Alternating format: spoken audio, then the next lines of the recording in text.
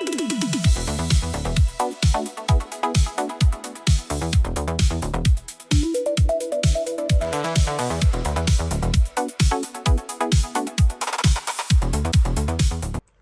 bienvenue sur Tesla Lambda. Aujourd'hui, vidéo spéciale. Ma voiture, c'est son anniversaire, elle a 2 ans. Bon anniversaire Blanche, 2 ans de bons et loyaux services. On aura partagé quelques kilomètres ensemble.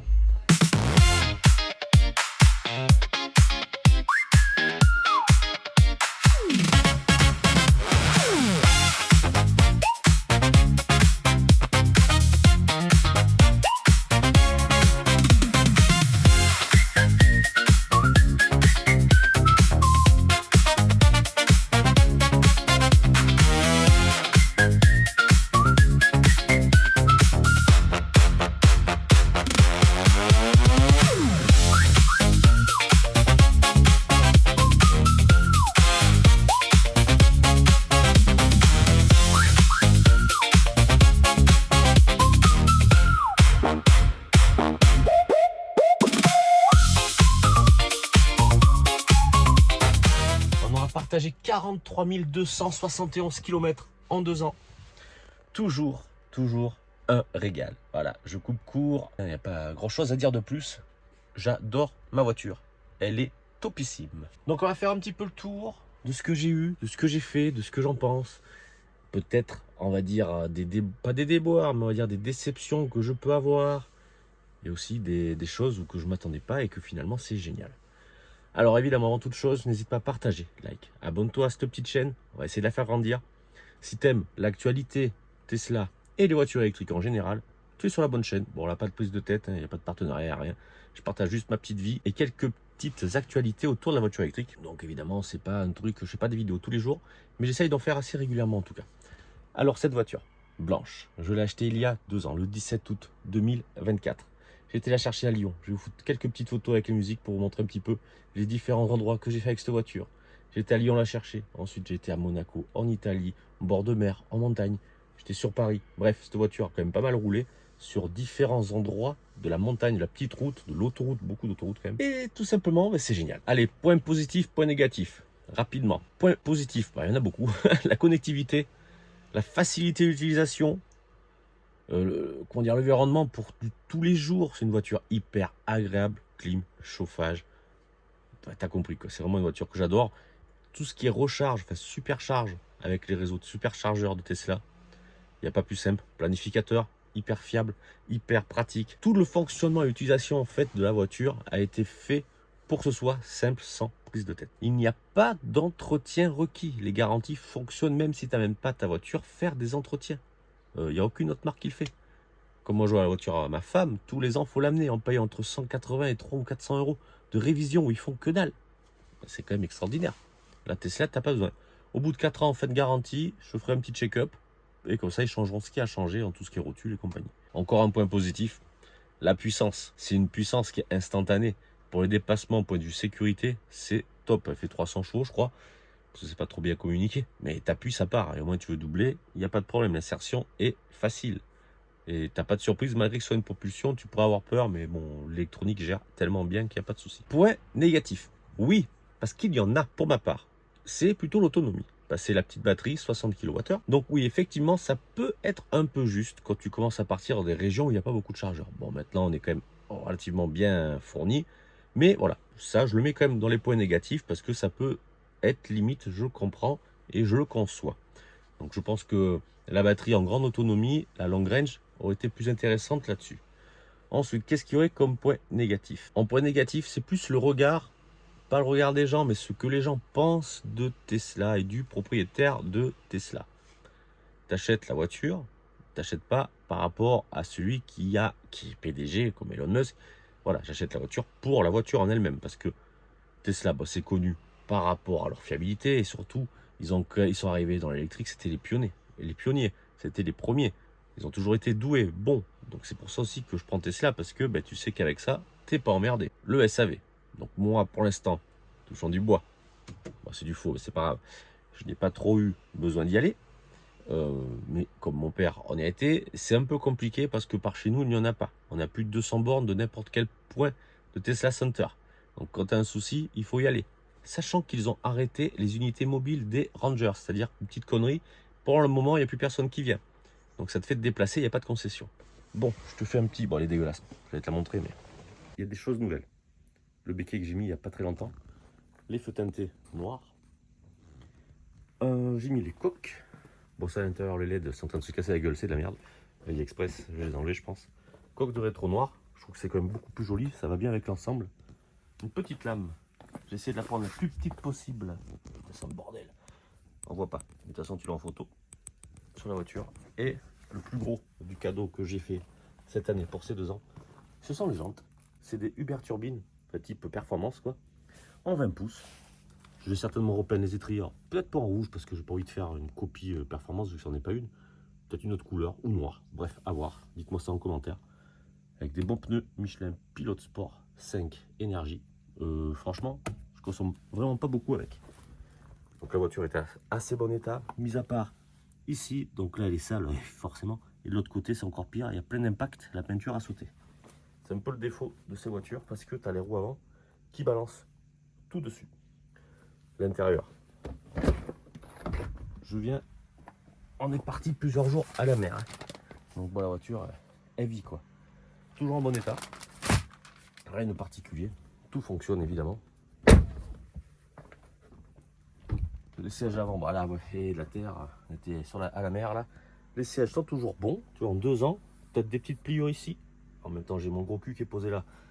Ça fait 2 ans que je suis dessus. La coudoir. Ça, c'est pas mettre doigt un peu aussi. Avec le soleil, tu vois, on voit pas grand chose. Et nickel. Là, j'ai pas rayé. L'écran est nickel. J'ai mis une protection, je l'ai enlevé au cas où pour la garantie parce que ça peut faire chauffer. Le volant est toujours bon pour l'instant. J'espère que ça va durer. En fait, tout a bien vieilli. Bon, elle a que 2 ans, elle n'est pas vieille. Mais c'est une voiture qui, on va dire, ça, je crois que c'est madame qui a foutu ses traces de doigts. Qui a vieilli, entre guillemets, bien. Ça fait 2 ans. Bon, elle est quand même à l'abri ici, mais c'est pas non plus un garage. Donc au final, je suis hyper satisfait de cette voiture. À part mettre du lave-glace, c'est tout ce que j'ai fait. Donc, que dire de mieux en 2 ans? Franchement, tu montes dedans, tu appuies sur le frein, tu as démarré, tu es parti.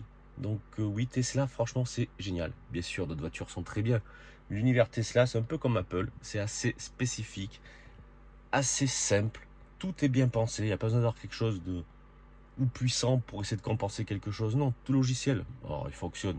Mais c'est impressionnant. Donc c'est fluide, il n'y a aucun problème. J'avais testé Deep Motor, on me dit ah ça marche. C'est pas pareil, c'est beaucoup plus. Il y a des saccades. Là, j'ai jamais eu de soucis de GPS, j'ai jamais eu de soucis sur quoi que ce soit. C'est toujours ouvert. Bref, le téléphone Bluetooth, ça fonctionne toujours. Un régal. Cette voiture, elle est enregistrée pour 2 conducteurs, moi et ma femme. Elle prend son téléphone, elle s'approche, elle ouvre la portière, la voiture va se régler automatiquement. Donc ouais, c'est génial. Le volant va se mettre comme il faut, les rétroviseurs, le siège, bref, t'as compris. Tout ce que t'as réglé, c'est pareil, ça reste comme ça. Alors, qu'est-ce que je peux dire? On va regarder un petit peu la consommation depuis que je l'ai. Alors, ça dans trajet, depuis l'achat. Depuis l'achat, j'ai quand même consommé, en gros, 18 kWh. 17,8 kWh. Peut-être élevé, je ne sais pas ce que vous en pensez. Moi, je trouve pas, sachant que je roule beaucoup sur autoroute et je roule en général à la vitesse autorisée 20% supplémentaire. Tu as compris le truc? Enfin voilà. Donc on roule quand même, je roule, il n'y a pas à dire. Là, tu vois, il reste 47% de batterie. Là, sur 47%, il m'a fait 141 km d'autonomie sur les 150 derniers. Bon, sur les 300, ouais, tu vois, j'ai encore 140 bornes. Bon, donc c'est une autonomie qui est très correcte. Je te le dis direct, sur autoroute à 130, en moyenne, tu t'arrêtes tous les 250 km. Moi, je m'arrête tous les 250. Ça fait un peu plus de 2 heures de conduite, c'est très très bien. Bien évidemment, sur national, alors clim ou pas clim, franchement, je vois pas trop de différence en termes de consommation. Sur autoroute, il suffit que ça monte un peu, tu es à 25 kWh. Et si c'est sur le plat légère descente, là, tu es à 14. Donc ça te fait une moyenne de 18. C'est pas pour rien que c'est cette moyenne. Donc comme je disais, c'est pas une grosse autonomie. Beaucoup vont dire oh là là, toutes les 2 heures, tout machin, 200 bornes. Enfin, bref, ça, quand tu le sais, quand tu achètes, bien qu'au début, tu dis ouais, 300-400 bornes. Oui, sur national, tu les fais. 350 sans problème. 400, ça m'est déjà arrivé. Je pense même faire un peu plus, mais bon là, il faut vraiment rouler tranquille. Mais tu comptes sur National 300, 350, alors 350 l'été sans problème, 300 sûr de sûr l'hiver. Non, déjà c'est pas mal quoi. Et l'avantage c'est évidemment les planificateurs Tesla, tu dis où tu vas, tu dis qu'il faut charger, il n'y a pas de souci.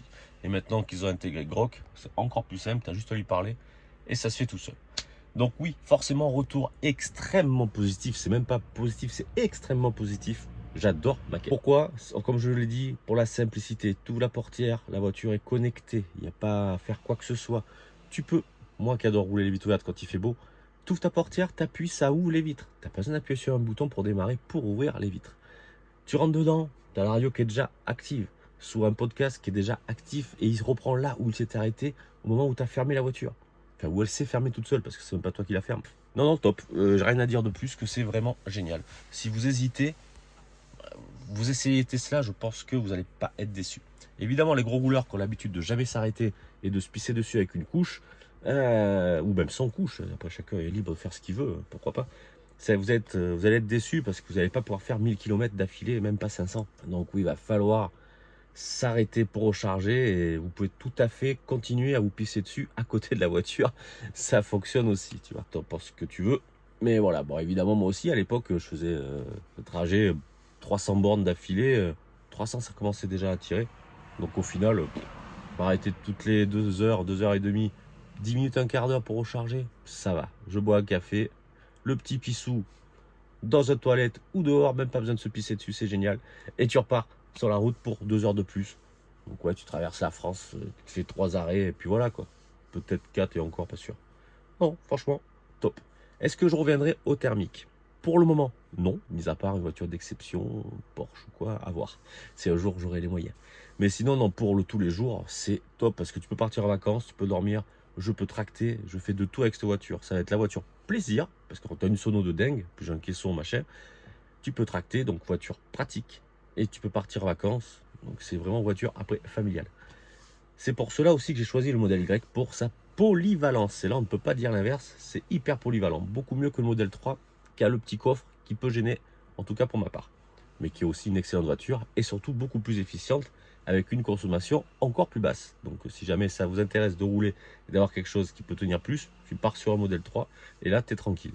Le modèle Y, il consomme un peu plus. Moi, la recharge, comme je dis, elle est topissime. À la maison, j'ai mon chargeur donc, qui est branché sur une prise 16 ampères. J'ai aussi une borne qu'on a achetée, qu'on a en 32 ampères. Je recharge très peu avec la mienne parce que moi, 16 ampères, ça suffit. Et non, non, vraiment génial. Le coût d'utilisation, mais c'est rien du tout. Un aller-retour, je fais 700 bornes, ça me coûte, allez, peut-être 30 euros d'électricité en tout et pour tout. Que demander de mieux? Moi, avant, j'avais une Audi TT, il me fallait 100 balles, facile. Donc, tu as 3 fois moins cher. C'est différent, évidemment. Mais tu es dans un confort excellent, franchement. Ils disent qu'elle est un peu, oui, elle est un peu tape-cul, c'est vrai, comme c'est la 2024, je dis pas. Mais avec des pneus en 20 pouces et tout, elle a un meilleur comportement sur la route, en tout cas avec des pneus été, parce que j'ai pneus 4 saisons en 19 pouces. C'est pas pareil, tu sens que ça veut glisser. Bref, donc voilà, je peux pas dire mieux. C'est une voiture que j'adore. Je lui souhaite encore un joyeux anniversaire. On va lui dire à Grok qu'elle lui fête aussi son anniversaire. Est-ce que tu peux lui chanter une chanson et tu lui dis joyeux anniversaire, Blanche, pour ses 2 ans? Joyeux anniversaire Blanche pour tes 2 ans magnifiques. T'es la reine des routes, blanche et fière. Continue à briller, on t'adore. Ah, je te remercie. Peut-être maintenant, dis un petit truc à mes abonnés de la chaîne Tesla Lambda. Tu leur dis de cliquer sur la petite cloche, de s'abonner, etc. Salut à tous les abonnés de la chaîne Tesla Lambda. Cliquez sur la petite cloche, abonnez-vous pour ne rien rater des aventures de Blanche et plein d'autres tips Tesla. C'est top. Ara a dit qu'il fallait s'abonner. Donc abonnez-vous les gars. Haha, exactement. Abonnez-vous les gars, c'est le moment. Tesla Lambda va vous régaler avec plus de Blanche et d'infos cool. Alors quand tu dis Blanche, fais attention parce que si Pierre Palmade regarde ça, je vais pas être emmerdé. Haha, compris, je fais gaffe à Blanche pour pas embêter Pierre Palmade. T'inquiète, on reste cool et discret. Bon bref, voilà, on va arrêter les conneries. J'espère que cette petite vidéo retour, en tout cas d'expérience retour de propriétaire, parce que c'est quand même ma bagnole, on me la prête pas, c'est moi qui me la paye. Et du coup, je pensais même réellement, en toute franchise au début, ne pas la garder plus de 2 ans, la vendre, et voir après ce que je reprenais, la même chose, ou autre, parce que je ne connaissais pas du tout l'univers Tesla, en tout cas pour ma part, vraiment à ce point. Mon père en a vu une, mais voilà, pas plus. Et ouais, non, franchement, pour le moment, j'ai pas grand chose à dire de plus à part que je suis satisfait. Donc je vais certainement la garder encore quelques années. Je pense au minimum 5 ans, voire 6. Il y aura la vidéo dans 2 ans, même un peu avant, parce que je vois les kilométrages, on va l'amener chez Tesla faire le petit check-up, l'inspection générale de la voiture. Et puis voilà quoi. Non, non, franchement, topissime. Et dis-moi toi en commentaire si tu as une Tesla et si tu en es content ou est-ce qu'il t'arrive beaucoup de galères.